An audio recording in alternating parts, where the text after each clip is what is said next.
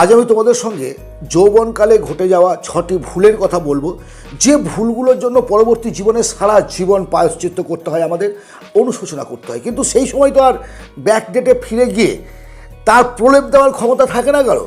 আমি তো আর আমার সেই যুবক অবস্থায় ফিরে যেতে পারবো না। আজকে সেই জন্যই তোমাদের সঙ্গে এই কথাগুলোকে আমি শেয়ার করে নিচ্ছি, কারণ আমরা অনেকেই এই ভুলগুলো করি।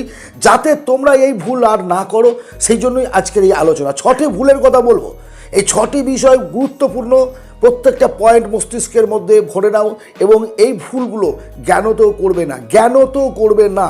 কারণ আমরা প্রত্যেকে জানি কিন্তু যে আমরা কি ভুল করছি, আমরা প্রত্যেকে জানি, তারপরেও এই ভুলগুলো করতে থাকি। প্রথম ভুলটা হচ্ছে, দেখো, নিজের প্রতি অসচেতন থাকা, স্বাস্থ্যের প্রতি যত্ন না নেওয়া।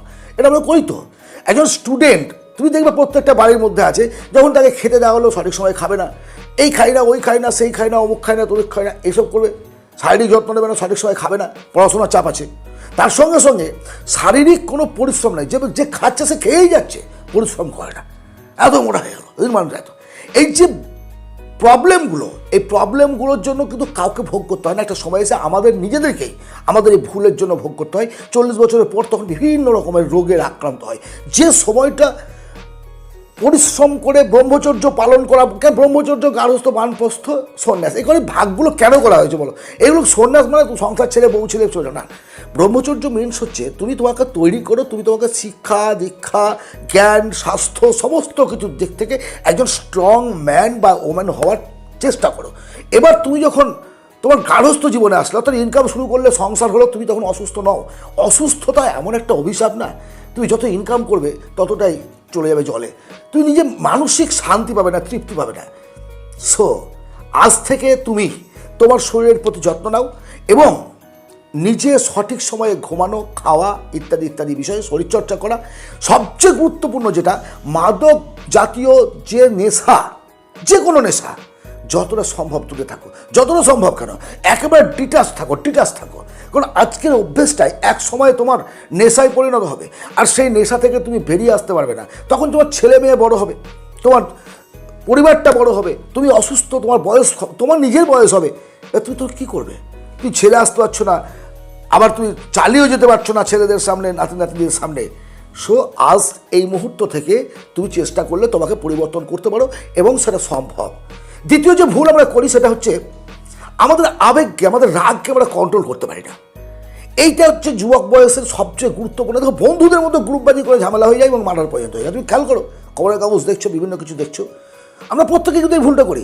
একটা শিক্ষক মশাই, তাকে যে সম্মানটা দেওয়ার দরকার, তিনি হয়তো কোনো একটা অন্যায় কথা বলেছেন, আমি বলছি অন্যায় কথা বলেছেন, তারপরেও আমরা কিন্তু তার সঙ্গে তর্ক জুড়ে দিলাম। কোনো কিছু একটা সমাজে, আমার পরিবেশের একজন বয়স্ক লোক, তিনি একটা কিছু বলেছেন, জানে সহ্য হলো না, সঙ্গে সঙ্গে প্রোটেস্ট করে দিলাম। এটা আমরা করি, এটা আমরা প্রত্যেকে করি। আমাদের সেই যুবক বয়সের একটা ভুল। এবং পরে কিন্তু যখন ম্যাচুরিটি আসে, মস্তিষ্কে যখন আমাদের একটা পূর্ণতা আসে, তখন ভাবি এটা হজম করে নিলেই ভালো হতো। শুধু সেই কলেজ লাইফে, স্টুডেন্ট লাইফে ছেলেটার সঙ্গে শত্রুতা করলাম, বন্ধুত্ব থেকে ছিল, আজ সে দূরে চলে গেছে। আমি আর তো স্বাভাবিক কর্মজীবনে ঢুকে যাওয়ার পর তো ছাত্র জীবনের বন্ধু বান্ধব থাকে না, তখন একটা নতুন জগৎ শুরু হয়, কর্মজগতের বন্ধুদের সঙ্গে তখন আড্ডা, গল্প, কাজ ইত্যাদি ইত্যাদি। কিন্তু অতীতের ঘটনাটা কখনোই তুমি ভুলে যেতে পারবে না, কখনোই ভুলে যেতে পারবে না।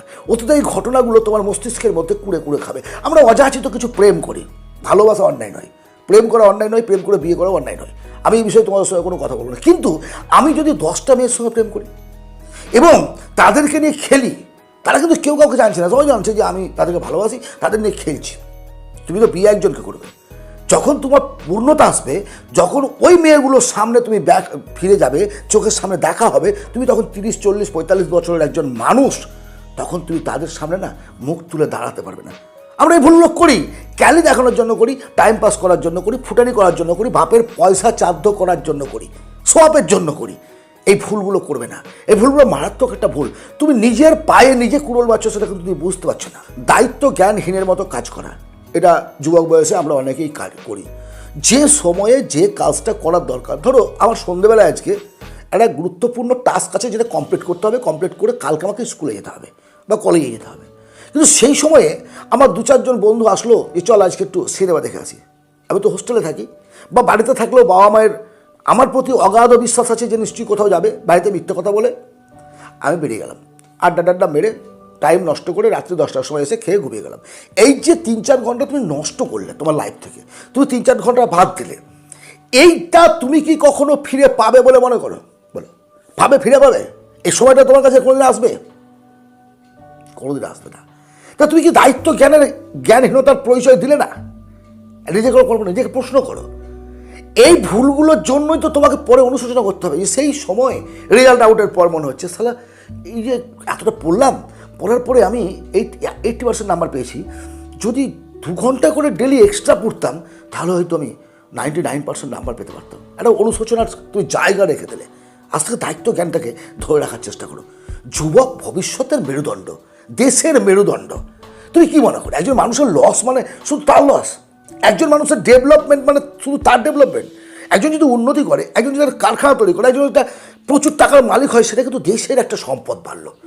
আর যদি কেউ ঋণে জর্জরিত হয়ে পালিয়ে যায়, দেশ ছেড়ে চলে যেতে হয়, সেটাও দেশের একটা ঘাটতি হলো। তুমি শুধু তোমার নও, তুমি যেহেতু মানুষ, সমাজবদ্ধ জীব, তুমি তোমার নও, তোমার সঙ্গে জড়িয়ে আছে পরিবার, সমাজ, দেশ, সমস্ত কিছু।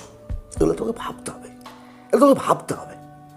এই বয়সের সবচেয়ে একটা খারাপ যেটা আমাদের মনে হয়, আমার ভালো মানে আমরা সবাই কিন্তু ওই বয়স পার করে এসেছি বলে এই কথাগুলো বলছি, যে যুবক বয়সে মনে হয় যে একজন অপরাধী, অন্যায়কারী, যে অসৎ, যাকে মানে একটা 3rd ক্লাস ছেলেকে অত্যন্ত প্রিয় বলে মনে হয়। তোমার আমার সকলেই হতো হয়। তারা খারাপ কথা বলে, তারা একটু অন্যরকম আলোচনা করে, তারা ওই বাড়ির মেরে জানিস ধরুন আলোচনা করে ভালো লাগে, আনন্দ লাগে, তৃপ্তি লাগে, ভালো লাগে।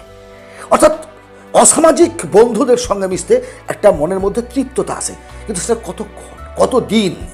একটা বয়স পরে তোমার নিজের প্রতি নিজের অনুশোচনা হবে যে আমি কার সঙ্গে মিশতাম। কারণ তোমার সঙ্গ, তোমার বন্ধুই তো তোমার ভবিষ্যৎ তৈরি করবে। তা তুমি যদি তোমার থেকে বেটার কারোর সঙ্গে মিশতে, তাহলে তুমি নিজেকে তার জায়গায় হয়তো বা নিয়ে যেতে পারতে। আর তুমি তোমার থেকে লোয়েস্ট ক্যাটাগরির ছেলে মেয়েদের সঙ্গে মিশে তোমার লাইফটাকে তুমি শেষ করলে, বা তুমি কিচ্ছু করোনি। কিন্তু ওই অসামাজিক ছেলেটার সঙ্গে মেশার জন্য তুমি অসামাজিক কেসে ফেসে গেলে। ওরা ফাঁসলো, তার সঙ্গে তুমি ফাঁসলে, কারণ বন্ধু তো তুমি তো সঙ্গ দিয়েছো। অন্যায় করো না করো, অন্যায় যে করে, অন্যায় যে সহ্য করে, দুজনেই সমান দোষী। তো তুমি তার সঙ্গে সঙ্গ দিয়েছো।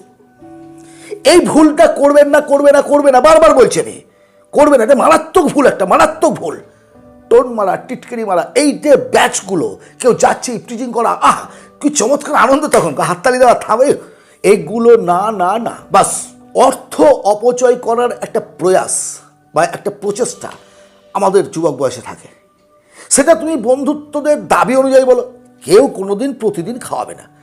আজকে আমাকে কেউ টিফিন খাওয়ালো, চা খাওয়ালো, কালকে আরেকজন খাওয়ালো, 3 দিনের পর আরেকজন খাওয়ালো, 10 জন বন্ধুর টিম ধরো, একদিন না একদিন তোমাকে কিন্তু খরচ করতে হবে। তারা তোমাকে বলবে, এই ছোটো লোকের মধ্যে প্রতিদিন খাচ্ছিস, কিছু খাওয়াচ্ছিস, তা লজ্জা লাগে না তোর? আমাদের সঙ্গে বসে তুমি কী করবে? তোমার তো 5 টাকা ইনকাম নেই, তুমি তো ছাত্র, তুমি তো যুবক, তুমি সবে তোমার লাইফ শুরু করেছো। বাবার পকেট মেরে হোক বা কোনোভাবে হোক, টাকাটাকে জোগাড় করে বা মায়ের কাছে ঘ্যানোর করে টাকা আদায় করে নিয়ে গিয়ে বন্ধুদের পেছনে খরচ করলে। শুধু তাই না, জামা, গেঞ্জি, প্যান্ট, জুতো, এই যে সবগুলো আমরা যুবক বয়স থেকে কিন্তু শিখি। আর ফলে পরবর্তী জীবনে এসে আমরা একটা র্যাট রেসের মধ্যে আবদ্ধ হয়ে পড়ি। তুই চিন্তা করতে পারবে না, এমনভাবে ট্র্যাপের মধ্যে আমরা ফাঁসি যে নিজেকে সেই জায়গা থেকে বার করে নিয়ে আসার মতো ক্ষমতা থাকে না। আমি ইনকাম করছি, চাকরিতে জয়েন করলাম, চাকরি জয়েন করার পরে একটা আইফোন কিনলাম, পরে একটা বাইক কিনলাম, পরে একটা গাড়ি কিনলাম, তারপরে বাড়ি করলাম। এই যে ইনকাম করছি আর এইদিকে ছুটছি, একটা র্যাট রেস ঘুরছি। প্রথম মাসে যে বেতন পেতাম এবং লাস্ট মাসে গিয়ে রিটায়ারমেন্টের সময় যে বেতন আমি পাচ্ছি, সবটাকে ব্যালেন্স করে দেখলাম সম্পত্তি তো অনেক হয়েছে, আর আমি ক্যালকুলেশন করতে পারছি না, লায়াবিলিটি কোনটা আমি বুঝতে পারছি না। আর শেষ নিটফল 0 হয়ে গেল। তুই যে জায়গায় ছিলে সে জায়গায় ছিলে, থাকলে কিন্তু প্রচুর পরিশ্রম করলে, জীবনে প্রচুর পরিশ্রম করলে, ট্রেডমিলে হাঁটার মতো আর কি, প্রচুর পরিশ্রম, প্রচুর দৌড়ালে, ঘামলে, ধকপক করলে, কিন্তু পারলে না তুমি কিছু করতে। এটা যুবক বয়সে ভুল। সব বন্ধ করো, সঞ্চয়ের অভ্যেস ছাত্র অবস্থা থেকেই শুরু করে দাও। ছাত্র অবস্থা থেকেই। এখন তুমি বলো ছাত্র অবস্থায় সঞ্চয় কীভাবে করবো? দেখো, বিভিন্ন পারপাসে বিভিন্ন দিক থেকে টাকা আসে, আত্মীয় স্বজনরা দেয়। এখন কিছু কাজ কাউকে গভর্নমেন্ট দিচ্ছে, কাউকে ল্যাপটপ, কাউকে ট্যাব, কাউকে ইত্যাদি বা বিভিন্নভাবে কন্যাশ্রী, যুবশ্রী, এই শ্রী, সেই শ্রী, আবার রূপশ্রী, কত কী শ্রী আসছে।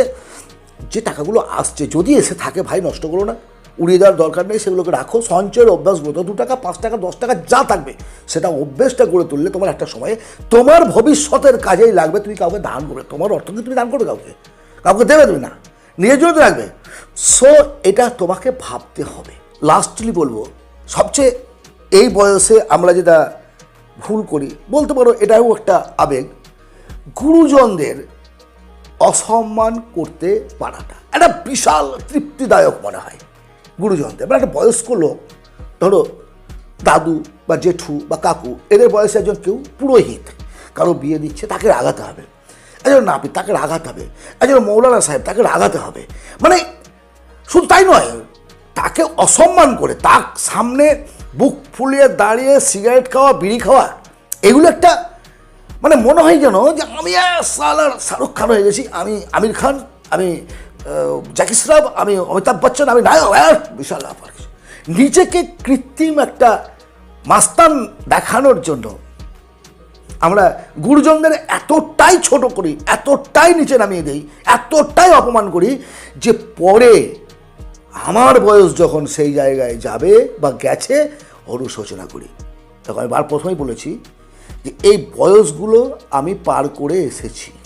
এই বয়সগুলো প্রতি যুবকের কাছে, যুবতীদের কাছে আমি এটাই বার্তা দিতে চাই, তুমি আগামীকালকে যে সকালটা দেখবে, যে বয়সের সকালটা, সেই সকালটা, সেই বয়সের সকালটা আমি বহু আগে পার করে এসেছি। আমি আমার জীবনের অভিজ্ঞতা, আমার জীবনের ভুল, সেগুলোই তোমাদের সঙ্গে আমি শেয়ার করে নিই। কারণ শুধু এক গাদা টাকা থাকলো আর আমাকে কেউ সম্মান করলো না, বা নিজের বিবেকের কাছে আমি ছোট হয়ে থাকলাম, কারো সামনে গিয়ে দাঁড়াতে পারছি না মাথা তুলে, এই পরিস্থিতি তৈরি হওয়ার আগেই নিজে সাবধান হয়ে যাওয়া ভালো।